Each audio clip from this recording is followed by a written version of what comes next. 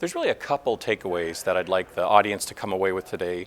The first is that U.S. small cap, which is what we measure with the Russell 2000, is really a unique asset class.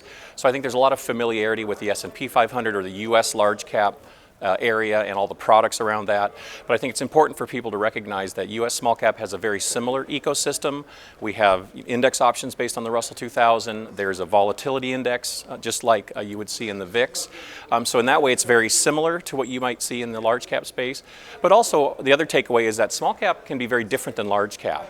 The performance drivers are very different in terms of things like the sector characteristics, the valuations, and the volatility can be different. So as you would expect, small cap volatility can be higher than large cap. So hopefully that provides opportunities for those in the audience.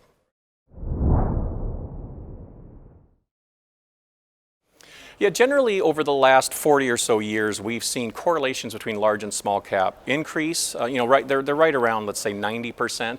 But one of the things you'll notice is there's actually quite a bit of volatility to the correlation. So even though on average we might think of a correlation about 90%, you'll see that that can actually bounce around. So potentially, month to month or even day to day, correlations can actually change on a fairly frequent basis, just depending on what's going on in the market. There are times when small cap will decouple from large cap, and for very short periods of time, you might see correlations drop down into the 80s. But otherwise, they have generally risen over the past time frame.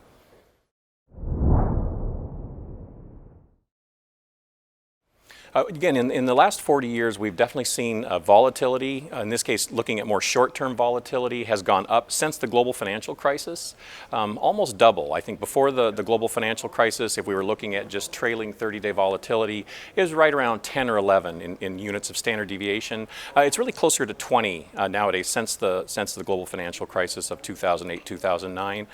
Some of that is because we have had some what we call episodic periods where volatility has definitely spiked. The global financial crisis is one example where volatility really spiked.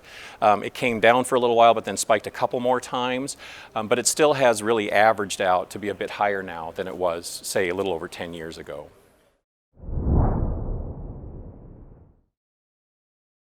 Yeah, small cap valuations right now are in the high teens. It's actually interesting, something I talk about in my presentation.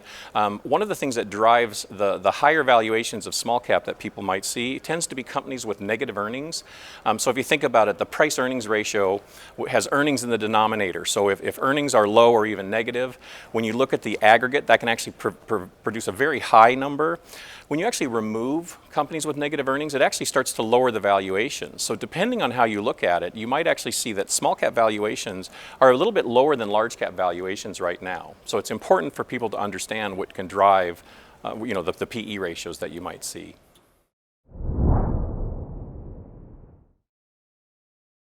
Yeah, it's interesting. In the U.S. broadly, what we've seen over the last 40 years is really a move from what I would call more manufacturing, more industrial economy to a more service-oriented economy. I think that's pretty common wisdom. And so the particular sectors where you'll see that is things like healthcare, financial services, and technology. Those sectors have really grown over the past years. So right now, the Russell 2000 actually has a fairly large weight in financial services, fairly large weight in technology and healthcare. Other industries like basic materials, producer durables have decreased over time as the U.S. has moved from more of a manufacturing economy to more of a service-oriented economy.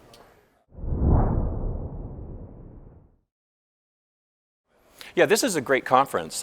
Most of I do a lot of conference engagements. I speak at a lot of conferences. They tend to be, more institutional asset management conferences, and so they tend to have very similar topics.